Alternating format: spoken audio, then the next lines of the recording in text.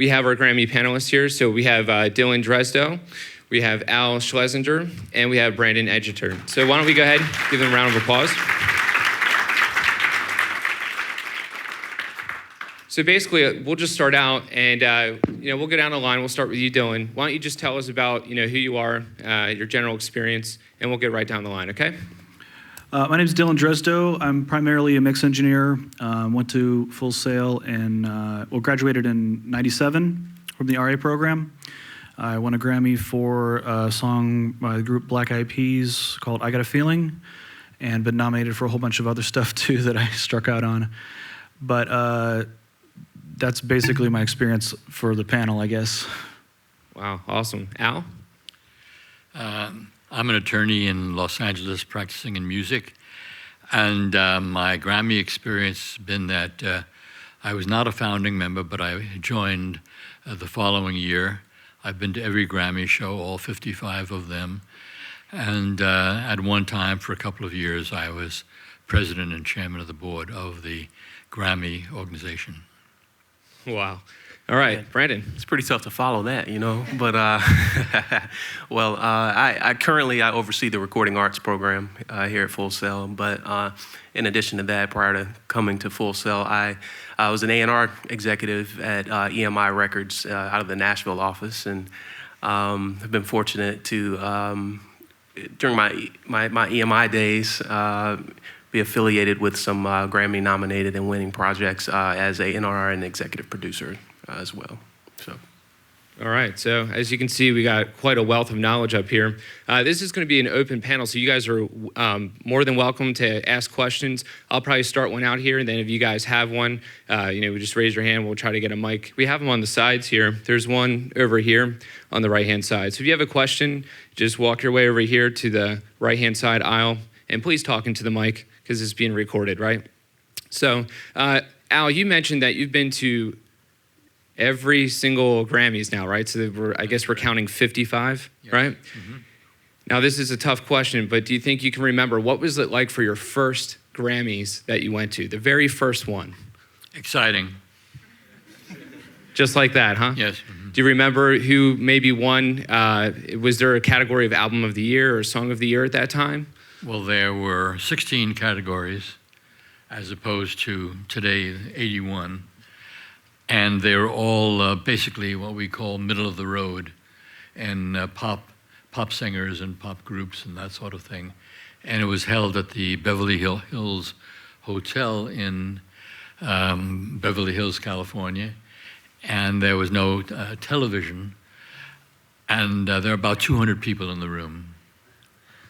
Wow, so 200 people, 16 categories. So looking forward now, what has this turned into? We have, let's see, how many people do you think attended now, roughly? Attending the show? Yeah. About 13,000. The arena holds 20, but we don't sell behind the stage. We don't sell immediately behind the audio and video setup.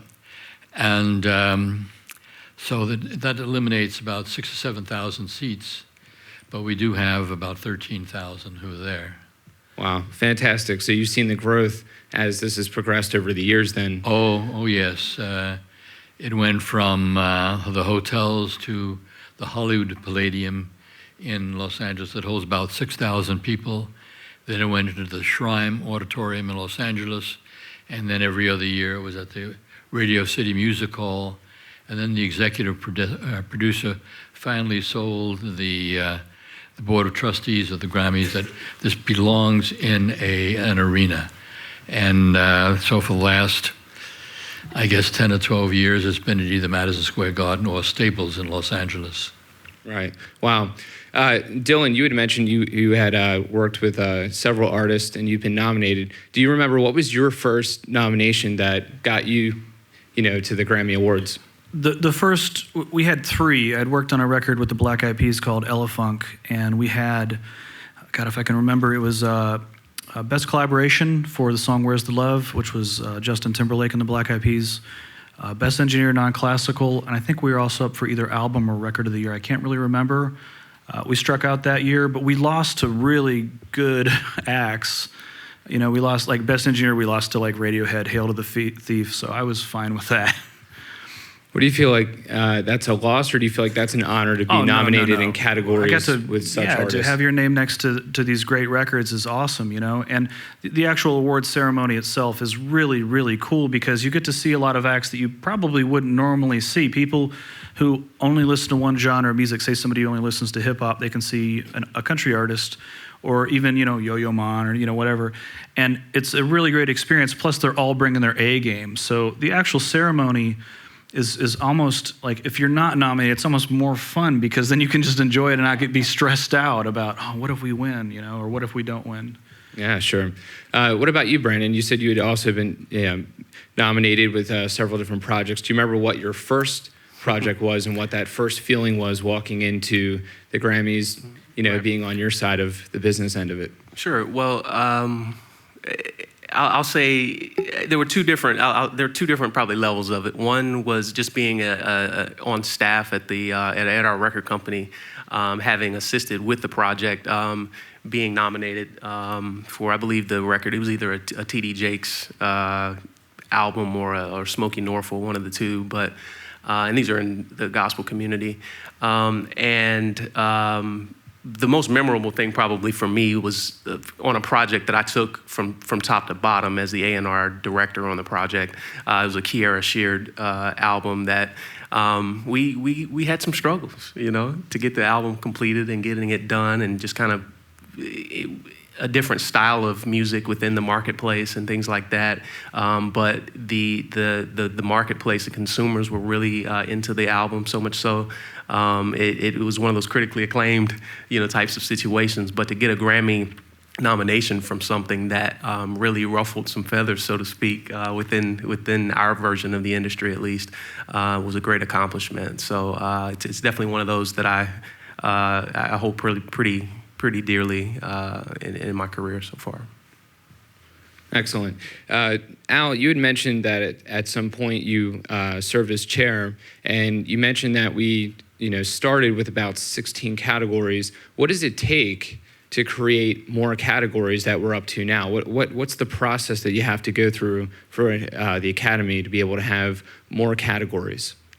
Well, the organization is actually run, as far as the major elements, by a board of trustees, and they meet for a week every May, and one of the subject matter is always categories, whether to merge a couple of categories, add some, delete some, and there was a lot of unhappiness in within the Academy last year when we went from 101 categories down to 78, because a lot of people who were in what sometimes considered the lesser categories had their nose out of joint as being ignored.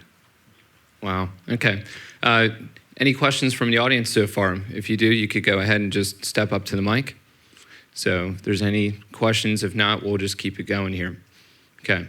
So on that, another thing I wanted to ask was, we now have Grammys, and now we have Latin Grammys. When did that first take place? When was there that division? And do you think maybe in the future there could be another third Grammys category? Well, that started probably trying to have a separate show and a separate academy about 15 years ago. And then they've had their own show probably for about 7 or 8 years. And one of them had to be canceled because it was scheduled for September 12th of 2001. And but there was no official show, merely giving out the awards at a local club in Los Angeles that particular year. But the main reason for it is that we kept adding category after category because we realized there are so many different forms of Latin music. And that we were probably going to reach 15 or 20 categories, and the Latin community was really pushing for their own show, and we decided that it was probably going to be a very good idea. It's still part of the overall Grammy show, where we have about 4 or 5 categories, but there are now in the 20s as far as the Latin Academy. And as far as future, do you feel like there might be, do you see another category maybe brewing here in popularity to where you feel like, okay, there's enough under this type of circumstance that we should offer another category? Not really, although there's a possibility. We now have a spoken word category, and this year among the nominees were Michelle Obama and Bill Clinton. And in past years, Hillary Clinton has won a Grammy, and several others, largely in politics, won Grammys for spoken word.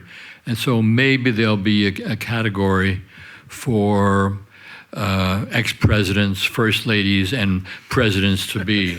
I'm being slightly facetious. I hear you. That's fine. Were there questions over here? Go ahead and step up to the mic. Make sure you guys just talk into that, please. All right, I'll get that set up for you. Good morning. My name is Marcus McCrary. I'm a music business student. I was wondering, what is the actual process of voting? Once you go through all the thousands of songs that have made traction in the industry, what is the voting process? How does that actually work? Well, it's a two-step process. Anybody in the who's a member of the Academy, anybody who is a recording artist, anybody who works with a record company can nominate a record in a particular category or more than one categories in some cases. And the first ballot is about 13 or 14,000 records, because virtually everything that's ever been out there during the eligibility year is nominated by somebody. And then there's a vote taken on that, and the top 5 in each category reach the finals, and then there's a second vote to determine among those 5 which is going to receive the Grammy. And who are those people that are the 5 that are voting on that again? Oh, the voting is done by voting members, and there are now probably between 10 and 15,000 of those. And in order to be a voting member, you have to have 6 masters commercially recorded and nationally released. And you can combine, you can have 2 songs recorded, you can have produced 2 songs, been an artist on 2 songs to reach your 6. It's got to be 6 masters within a particular category.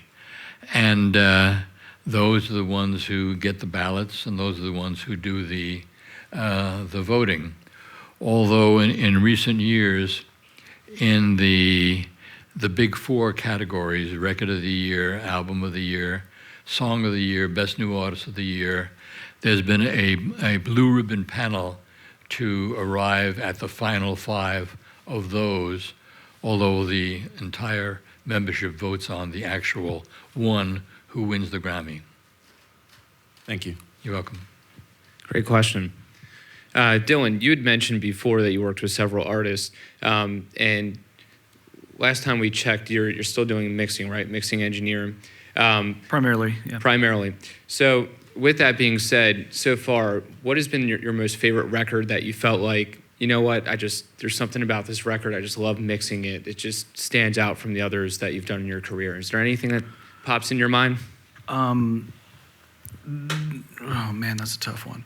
You know, it's weird because there are some that you love for some things and there are some you love for others. There are songs that I hate, but I'm really proud to have worked on because I don't think anybody else on the planet could have done it. You know, it's like, whenever you have label issues and clearance issues, and then you have a vocalist come in who might be sick or, things like that, and you have to find a way to make them sound good, it's a great challenge. And when you pull it off, you're really proud about that stuff. I am close to the Black Eyed Peas. They're friends. So when a nomination comes down, I'm happy for them first and foremost. I'm proud to call them my friends. And so I would say basically any Black Eyed Peas record, but probably Elephunk was for me one of the bigger things because it was a very long process. That was one of the first really big records that had taken off because, I'd worked with the group whenever they were more obscure and kind of more of a backpack hip hop kind of group. So when they made the transition, and they weren't getting played on any of these radio stations where R&B hip hop lives and all that stuff. So when they made the transition over to what I would call pop music or, just popular, it just became popular music. It's a hard thing for you to do because people scream sell out and all sorts of things like that. So it was actually all about artist integrity whenever they made that switch and, Fergie joined the group and everything. So probably Elephunk, I think, would be one of the more milestone records I've worked on, even though it didn't win a Grammy. And with that being said, there's been some other nominees as far as inductees, I should say, here on campus. And they've kind of mentioned their process and kind of how many people are involved before you have that mix. What's your experience with that? I mean, how many people at the end of the day, if you say, hey, I got this mix right here, how many people have to approve this for, let's just say Elephunk, if you can remember, how many people had to approve that before that was the mix that ended up going to where it went? I mean, that was an atypical project because, they kind of got shuffled from Interscope over to A&M, which Ron Fair took over. And Ron had signed, Christina Aguilera whenever he was at RCA. That was his big thing at the time. And he parlayed that into a bigger situation and had a bunch of success with A&M. But with the Peas, it was great because he got to prove to the industry, I can make this weird group kind of work. And so with that one, we had a bunch of, we had cut a record, and then whenever Fergie joined the group, we had to recut everything because we had to get her on it. So, it doesn't make sense to have a member who's not singing on any of these songs. So we had to recut a bunch of the material, and there were a bunch of revisions that were done over a long period of time. But that was an atypical kind of project. I mean, the Tweet Southern Hummingbird record, I tracked and mixed that whole thing myself. So sometimes you just have to answer just to the artist. Usually it's the artist and the producer. Artist, producer, A&R is a more formal chain of command. And then sometimes you have other people you need to appease also, like management, that want to make sure that the artist is going in the correct direction. So I mean, it could be from one person up to 20 people at the end of the day. And the way that we're doing records these days, a lot of the focus has shifted over to the producers. So, an artist like Rihanna will have several different producers who've worked on that record. And usually they have their own production staff for each one of those. So that can be a challenging record to master because you have all these things that were tracked on a different day with a different equipment, with a different set of personnel. So those can be interesting projects to take on as well, but it really just depends on the project. But for major label stuff, I would say on a typical project, usually about 5 people that you really have to pay attention to. So 5 people. So let's just say, for example, 4 out of 5 people love the mix. One person that's in that little chain doesn't like it. That means the mix coming back to you, right? Yeah, when we do more recalls these days than ever before. It's part of the process, which bums a lot of engineers out because when I finish a mix, I really like to believe that it's perfect at that point. So anytime you tinker with it, you're messing it up. And some of that's just engineer ego and confidence that you have to do this gig. But once you have turned everything in. I try, it depends, because it depends on if they say, well, I just want the tambourine up 2 dB in the bridge, okay, fine, we can probably compromise. But if they're ambiguous and they just say, oh, I don't really like this, and they don't tell you why, that's kind of a problem. And so in those cases, I usually kind of start with the producer and the artist, depending on what the dynamic is there, and I look to them for the most, guidance, because and all of this stuff depends. I hate saying that, but it is true because, Ron Fair is a musician. And so as an A&R, whenever he says something, it's coming from a musician's background. So it has much more credibility than somebody who maybe went to law school and is just giving you a musical opinion, not really based on actual experience. So. Thank you for that. And that's a good segue, actually. Brandon, you've served some time as A&R and working on the business end. So now that we're kind of getting both angles here, what's something as far as, on your end, you're trying to keep the integrity of the artist. So when do you feel like, you need to step in and kind of make sure that, this is in the best interest? And when do you feel like, where is that division line to where you balance yourself? Yeah, I think... to start with, we're the liaison between two areas of the business that don't really work well together: the creative end and the, and the business end. They just don't. It's oil and water, in that sense. And so we have to be kind of all things, to both of them, and in terms of satisfying a responsibility that I have coming from the label side of properly spending the money and making the right selections in terms of who we hire to complete projects and things of that nature. And then obviously on the creative side with the artists, making sure I understand what their vision for the album is and helping kind of shape that in a way that remains commercial, but also allows them to be who they want to, who they desire to be as an artist. After all, that's the reason we signed them.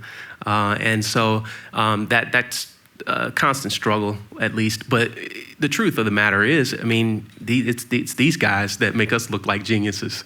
We get to go out and hire the Dylans of the world, who are at the top of their game, who are the best of the best, and sit them down in a room with our artists, with our A-list artists, and they get together, and the magic happens, as a result of that. And we get to kind of sit back and take a little bit of the credit in the process. But yeah, we have to cultivate those relationships and develop a network of producers and writers and other skilled professionals that can help us get the job done. But it's definitely a collective process that our focus is creating the best absolute product we can that represents the artist really well. And it's really great to receive recognition from the Grammys and other really great organizations when you're able to really do that. So it's cool. Yeah, absolutely. Well, there's also something else when when you're talking about this being a collaborative process, and let's say there are 5 people that you have to answer to, and let's say that's a band. And the drummer wants the drums up, and the bassist wants the bass up, and the guitarist wants the guitars up, and the vocalist wants the vocal. It's not going to work. So somebody has to really rein that in. That's whenever A&R is excellent. And I know A&R people who don't know circle of fifths. They don't know anything about music. And they are excellent A&R because they recognize their strengths and their weaknesses, and they can say, okay, well, they do understand that, like I know this one guy who he will take his mixes and he'll play them for another producer, and just trying to pick out the first single. And whenever the producer goes, oh yeah, that one's banging, yeah, that's the one, then he knows that's gonna be the single because he might not be able to pick the single himself, but he's intelligent enough as an A&R to recognize that and compensate for it. So that's how he became successful, even though he might not have been able to do it technically by himself, for lack of a better term. So there's a bunch of different ways that people can kind of do this successfully.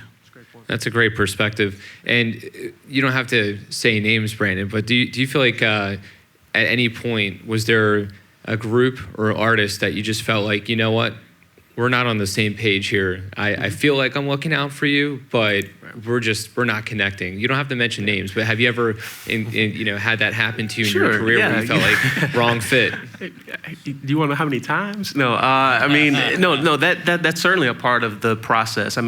Creating music, it originates from within, and so it's a very emotionally draining and connected process. And so anytime you're being critical of an artist, a writer, or anyone who's involved in that, you have to be very sensitive to the fact that they really gave everything they've got into creating this. And so there's a sensitivity that you certainly have to have when you're dealing with that and offering feedback. And that's where building relationships with the people that you're working with is so important, because they ultimately trust what you say. And so if you do have to go to them and say, you know what, I think we can do this a little better, or let's try this with a different this or that, then they if you've got that trust with them, then they're more willing to maybe not be as defensive. But we certainly have situations where we don't see eye to eye, we have to start all over, or really find a way to just push through the project. And I've had it happen where the end result ended up being recognized by the Grammy organization for what we've done, but the road to get there, it's work. You know, it's certainly work, but when we can achieve something like that, we can look back on it and say it was all worth it. This is Excellent. actually a really, really important question for you guys because there are better engineers out there than me. But one of the reasons I think most of the clients work with me is if you're stuck in the same room with these people for 16 hours a day for 4 months plus, you better be able to get along with them. So if you're an a-hole and you're a good engineer or a good producer or a good singer or whatever field you're going into, that's not going to help, and people are not going to gel with you. So you need to make sure that your bedside manner is really good, and that, you know, like if I'm a tracking engineer, I need to be able to pace the session really good, which means, you know, if people are messing around, you need to, come on guys, let's get it together and really get working here. Or if you're going too fast and the artist is like, one more, punch me again, punch me again, punch me again, and you're wasting time because you've been sitting there 30 minutes punching the same syllable, then it's time to say, okay, maybe we should just take a 5-minute break here. Because that 5 minutes, even though it seems like you're wasting time in 5 minutes, will, you know, you'll yield way better benefits in the long run by taking that time. So, you know, what I think is really important, and what, you know, the question was, is basically making sure that, you know, not only you have your technical skills taken care of, which is something they can teach you very well at this school, but also making sure that just your personality is in check too. You need to know whenever to keep your mouth shut, you know, but you also need to know whenever you need to be assertive about certain things, whenever it's going to benefit the project. Ultimately, these are people's dreams we're talking about. So you need to treat them really serious. And, you know, there's a time whenever, if I'm, you know, whenever we're talking about deadlines, which is something I'm going through right now, certain clients, if I freak out around them about a deadline, they get panicked too, and that doesn't help the process. So it's better for me just to remain calm about it.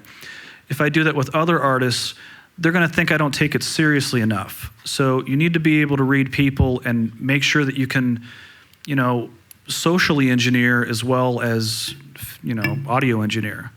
And I think this translates into different lines of work. If you guys are producers or you know, other things, I think that it still applies. Yeah, it's a great point. Excellent. Looks like we got a question over here. Yes, Marcus McCrary, music business again. My question was, I'm gonna jog your memory a little bit. When working in big industries, you guys working in the top of the music industry, how does the hurry up and wait like issues happen? I know they happen often. Like, can you tell me about one of your like worst hurry up and wait type of situations you've been in? Mine was a bit of a nightmare. It was the Super Bowl, what the Black Eyed Peas played.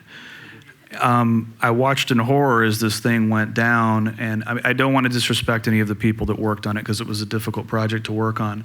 But I had spent all this time making this, at least the 2-track, the music should have sounded excellent. There was no excuse for it to sound bad. So when I'm watching the Super Bowl halftime show and here's my friends up there and I want to be proud and, oh man, they killed it, awesome. You know, plus it's kind of weird when you're a group like the Black Eyed Peas playing in front of a bunch of, you know, yeah, let's go watch the Super Bowl kind of crowds. It's a different dynamic, you know. It's not like Metallica's playing the Super Bowl or something. So the hurry up and wait issues we had there really dealt more with FTP transferring because I had to send stems over to the NFL, which, you know, so that they could mix the different things if they wanted. But I didn't see any point of that. It seemed like we should have just used the instrumental 2-track so that we knew that the mix wouldn't get messed up at some point. But that was, I mean, I stayed at my studio for 5 days straight, just back and forthing with them with stuff. And then whenever I actually got to see the Super Bowl and it turned out what I would classify as disappointing, it was a bummer because that 5 days that I spent at the studio felt like it was for nothing. So, you know, that was one of my personal experiences. I hope that answers your question. You guys have examples? You have anything? I don't. I can't top that. I don't have a Super Bowl story. That's awesome, man. That's great. But I guess what I'll say, and we're probably part of that frustration that we end up putting on them a lot of times, being having a foot in the business world. There is always that constant struggle of, you know, we have all these deadlines that we've got to set, and we rarely ever hit them. But we've got to put pressure on those that are delivering masters to us, the producers and the engineers. And that definitely for me, it goes back to the relationships that you have to have If I've got great relationships with the people that I'm working with, then I know that even if it gets a little testy, and I've called 54 times this week, it's like, man, what's the latest? What's going on with that last mix? I really need it. It's not a personal thing. They understand where that's coming from. We've got a great relationship, and when the project's done and we get recognized in some way for it, it's all good. And so that's something I certainly want to communicate to you guys on a lot of different levels, but is the relationships and getting out there and forging those and building your network with people. It'll certainly come in handy as you're progressing in your careers. Thank you. Not exactly on point, but in my practice over the years, I've dealt mostly with artists, and one of the common things among some of the artists is the fact that they will be presented with a contract by their publisher, by their recording company, primarily their recording company, and I'll get a call from the artist on a Monday, Al, I need your help. They're not going to let me in the studio tomorrow until they have a signed contract. I said, okay. I said, when did you get the contract? And there's silence at the other end. I said, okay, 30 days ago, 60 days ago. Yeah, I've had it for about 60 days. And you need it signed by tomorrow afternoon. Yep, they're not going to let me in the studio, and we have the studio booked, all the musicians, the background singers, and that sort of thing. And the attorney can't start playing the blame game. It's his or her job to get the contract negotiated. And today, because of technology, you can have a negotiation and have the contract signed probably within 24 hours, but it's always difficult. Excellent. And speaking on that, what do you feel maybe in the last, let's say, decade, do you feel like there's any legislation that's been passed that's actually helped the artist, that's made your job easier and has helped the artist out at the same time, that you can think of off the top of your head? Oh, any legislation that's been passed? Not really. Nothing that new in the copyright law of any great import. And basically it's state by state. The only thing that is federal is the copyright law. And I can't think of anything within the last decade or so that's been done. It's kind of controversial, but I would say, some of the piracy laws and things, sometimes it's beneficial, sometimes it's not. I don't like really talking about it because it's kind of this black eye the industry's given itself in terms of suing the single mother over downloading a Britney Spears song and stuff like that. I just want the artist to have the control that they should be able to have. Like they should be able to determine what of their material gets released and what doesn't. That should be their right in my mind. I think it's disrespectful whenever people just ignore that kind of stuff. I would like to see less legislation and just more private industry take care of things where, we're going through this thing, there's a petition online to add credits to iTunes, for example. It'd be great if I could know who mixed a record, know who produced a record, finally. And there's difficulty with that because there's different ways people treat the metadata between Spotify, Rhapsody, iTunes, everything like that. But it seems like the industry within itself should be able to work that out without having to have a law per se. I know that sometimes, they need clarification and things like that.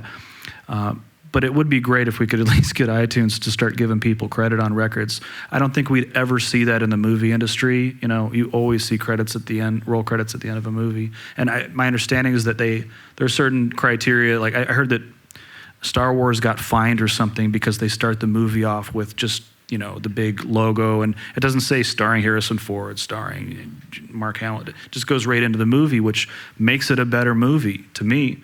But in terms of crediting people, it seems like we're a little bit behind sometimes in the audio industry. It's not easy. It's not a simple thing, and I don't want to, belittle it. But, I would like to at least see iTunes taken care of. Excellent. Looks like we have a question over here, so go ahead, sir. My name is Zach Peterson. I'm with the Music Business Bachelor's Degree program. And my question for you guys today revolves around independent artists, being that you were just speaking on how you wish, artists were getting the credit they deserve and whatnot.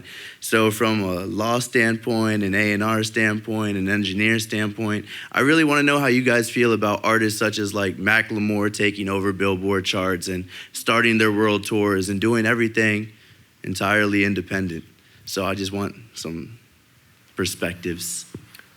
I love it. I absolutely love it. I mean, I think that's where we're going to see more innovation. Anytime that somebody kind of, colors outside the lines and does something on their own, I mean, I think we all kind of have a soft spot on our heart for DIYers and stuff and people who just, look, I'm just going to do it, And, because it kind of, sometimes that ruffles feathers and things like that. But, especially in this day and age with the technology, it seems like however you want to do it, you should be able to do it. And again, having control over your own stuff, sometimes you're going to want to have a vehicle that's going to put you in an iTunes commercial. And if you're independent, that's going to be a very, very difficult road to travel. Some people do not care about that at all. And that's great. So they can forge their own path. But what disappoints me about, specifically the BitTorrent stuff, I see way more like hard to find independent stuff getting pirated than some of the more major label stuff that, pops will or whatever you want to call it. So, I'm a big fan of just independent stuff. I wish they had kind of taken advantage of the MP3 revolution a little bit more. But, I think that gives the major labels a little bit of credibility in terms of being able to make iTunes something that's viable, that can still bring money in without, Spotify is another kind of questionable thing at this point to see how many royalties are actually going to come to the artist, if it's going to pay off. But it does seem like kind of, a newer business model type situation. Yeah, I agree. I think it's fantastic. I mean, we like different styles of music, different genres of music. I think for so long it was the model was you certainly had to go through a major distribution chain or system rather in order to have your style of music represented, and if it didn't fit what at least was considered by the majors to be commercially viable, then you really didn't have that platform. And I think just the advances in technology and the opportunities that digital distribution providers like TuneCore, Nimbit, and so many of these other distributors provide you an opportunity to get your music on iTunes. It's really a great thing, I think. It puts a lot of the responsibility certainly on your plate now. You have to think of yourself as the label. You have to, if you're going to put music into the marketplace, you have to discover and learn about what those roles that labels typically fulfill, and find out how you're going to fulfill those roles yourself or with your team. And everything from financing your project to hiring skilled professionals to produce it and record it, and then on to marketing it and getting it out in the marketplace. That responsibility obviously falls on you now, but you get to benefit from a better financial structure in the process because you're not sharing those revenues with the label. And so it requires you to certainly think more entrepreneurial in that process, but if you're educated and skilled and are good at what you do, you've got a really great chance to be successful. Thanks. Okay, thank you. And with that being said, and any of you guys can answer this, will just be a general question. Do you feel that maybe because we're talking about the newer technology, Spotify, mobile phone apps, and all that, do you think that is maybe the reason why some of this generation is be able to see some of these independent artists who might not have ever gotten that spotlight in the past? For example, we had, you think Arcade Fire, played Grammys just the other year, Florence and the Machine. This year we had Mumford & Sons, right? And so these bands have been out for a long time, but to some, they just entered the radar maybe a year or 2 years ago. What are you guys' thoughts on technology and how that's helping these independent artists get to the Grammys? Well, I personally, if I had a youngster who was talented and was looking for a record deal, I would still feel that if they could sign with a major or a record company distributed by a major, that would be the way to go. And I feel that while I agree that it's great that people can control their own music, it's a tough road to hoe. There are thousands of people out there trying, and a handful of exceptions who can make the grade. And even there, it's very, very tough because of the fact that the major problem with the industry is monetizing music and monetizing records. I've been on panels and I've gone to seminars and things of that kind, and it is across the board uniform that those who I consider to be in the know, when asked, where is the record business going, they all say, I don't know. And really, none of us know what's going to be here tomorrow and which is going to go by the wayside. We just don't know. It's in a state of flux. And as far as the suing of the single mother, that's unfortunate, really unfortunate, because of the fact that for a record company to have to sue its customers and its clients is unfortunate.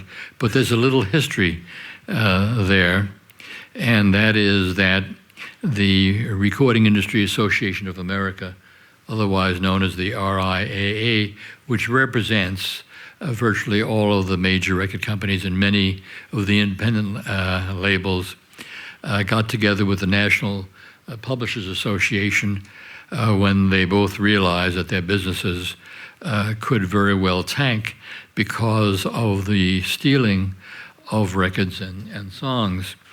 And they decided on a 3-point program. They were going to try to educate the public. Then they were going to negotiate with the thieves. And then if that failed, they would have to go after the individuals. And the education campaign failed miserably. Nobody cared. It seemed that all of the pleading with the public as to stealing music, how many tens of thousands of people it put out of work, how it took an industry from profit to being unprofitable, and nobody cared. And then they went after the Napsters and those, and they won most of their decisions. They put a number of them out of business or required that they change their model, but they did lose a case. And it was an unfortunate decision, but they did lose a case. And so they decided that they can't afford that. And the only sure cases that they're going to win is to go after the individuals who actually do the copying and who do illegal downloads and things of that kind, because that is clearly a well-established copyright infringement. And so reluctantly, they went after individuals, and it did have some impact. But at this time, the record companies and really just don't have a model that is going to last into the future. Some are trying subscriptions. Others like feel that iTunes is the answer. It's very complex and very complicated, and everybody sort of got to throw away the book and come up with a new model to keep up with the technology. Technology has always been the friend of the industry. So many of the recordings were sold by people who had 78s, all of a sudden buying a 10-inch LP, then buying a 12-inch LP, then buying a cassette for their car, then buying a CD or a DVD. And people bought the same music over and over and over again when there was a change in technology.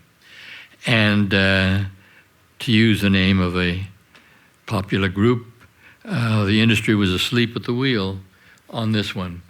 And they were not ahead of the game, and they're still playing catch-up and still trying to figure it out. looking back as far as you could, what was maybe a Grammys that, and maybe even before you were in the industry, but what do you remember maybe as a child growing up, performance-wise, that you were like, man, I got to get into this industry, just watching that on TV saying, all right, this is it. This has got to be where I got to go. Metallica, whenever Metallica performed, I thought that was really cool. And then whenever, the controversy that came with the award after that, it was very memorable to me. How about you, Brandon? Oh, man. Man, there's just so many artists that I grew up on, as many of us, certainly had, whether it was Michael Jackson to Whitney Houston. I'm a big Boyz II Men fan, for those who know me. So, I mean, anytime I could really see any of those artists that I really loved, and you guys get this, before cable TV was like the thing everybody had, I didn't have that all the time growing up. So just the fact that I could see them at some point, that was the time that I actually, could see the artists that I adored perform on the Grammy Awards. So those are definitely some memorable moments for me. Al, I'm going to change up the question for you. In the first, let's say, first 5 Grammys, which one was your favorite artist performance, just within the first 5? First 5. Stands out in your mind. Frank Sinatra when he performed. Wow. And Jimmy Durante was the host, and it was not televised. For many years, there was a program on the ABC network, which was awful. They took a handful of the Grammy winners, put them into the studio, and they sang the songs that won the Grammys, and it was called the Best on Record. And it took a gentleman named Pierre Cassette, who was our executive producer for about 25 years, who got us our show, who actually made the difference. And by the way, after the ABC show, Best on Record, which was a disaster, it took many years before anybody would be willing to put any kind of a Grammy show on the air. And then this gentleman named Pierre Cassette came along and said, I'm going to get that show on the air. And the Academy signed a deal with him, giving him first option to sell the show. And he couldn't do it. But he decided that he had a very, very good friend at the CBS network, who's headed the CBS network, a fellow named John Woods. And he was going to take one last shot at John. John had turned the show down. A live show. That's what Pierre was after, a live show. And Pierre went back to New York to take one last shot at him, to no avail. And he was going to be leaving that evening, and it was the weekend coming up, and he was just devastated. And he went into Bloomingdale's, the famous one in New York, and but to buy gifts for people back here, and he ran into John Wood's wife, and she said, Pierre, what are you doing here? He says, well, I was just seeing that husband of yours. She says, so, what are you doing over the weekend? He says, I'm going back to LA. She says, no, you're not. You're going to come out and spend the weekend with us at our home. And he did that. And the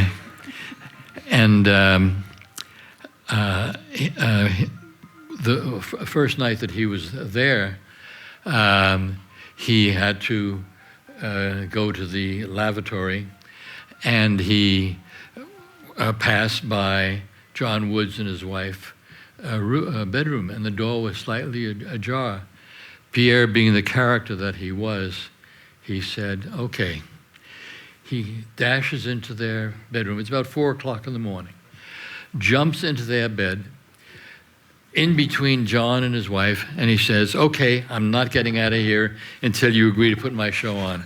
and John Wood said, "Okay, I'll put your damn show on the air," and that's how we got our show. So because of bedroom antics, Yeah. that's how we got to where we are. Exactly. Oh, wow. Who would have ever imagined I'll do that, it every huh? time. I'm going to try Good that. grief.